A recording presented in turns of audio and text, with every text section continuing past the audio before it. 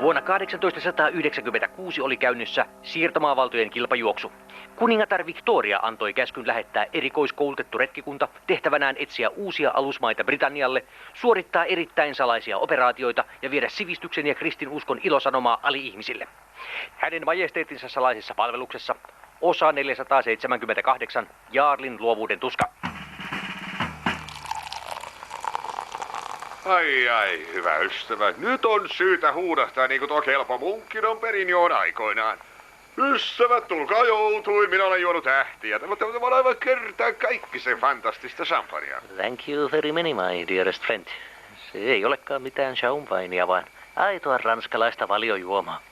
Tietysti extra dry ja tarjoiltuna 12-asteisena. S'il vous plaît. Kuuntelepas, mitä minä olen saanut tässä iltapäivän aikana puristettua. Pakaroittesi syvänteet ovat kusen hiomia hautakatakommeja. Minua pelottaa, mutta lähestyn lantiosi satamaa kuin pieni lapsi, jotain ikuisuuksia sitten unohtunutta muistua. En minä mitään simpukoita keräile, vaan etsin itselleni toveria myrskyyn. Se oli ihan perkeleen surullinen runo. Mutta onko se liian osoitteleva? Ei, se on uljas. Aivan perkeleen surullinen. Sallit, niin minä otan pienen privaatin hetken. Vetäydyn hieman. Joo, mene toki. Mene purkamaan, mene purkamaan.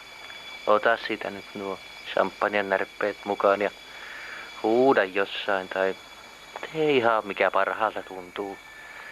Minä tässä pikkuhiljaa virittelen grilliä ja tulet sitten syömään, kun siltä tuntuu. Joo, no pitäisikö minun sitten käydä vaihtamassa jotain vähän parempaa yllä? Ei, paskan marjat, tuo reippailuasu käy vallan mainiosti.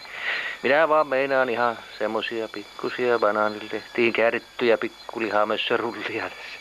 Ei mitään sen kummempaa. No mutta katso nyt, kun tämähän on aivan hikiläikillä. Vai hikiläikillä?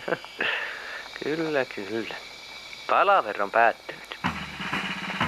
Henkilöt olivat Lordi Duncan Hastings, lausunnanlehtori Armas Packaleen, Jarli McDouglas, teatterineuvos Usko Salakorpi sekä alkuasukkaiden Villien ja Apinoiden rooleissa Viipurin teatterin järjestäjä näyttelijä Sergei Peippo.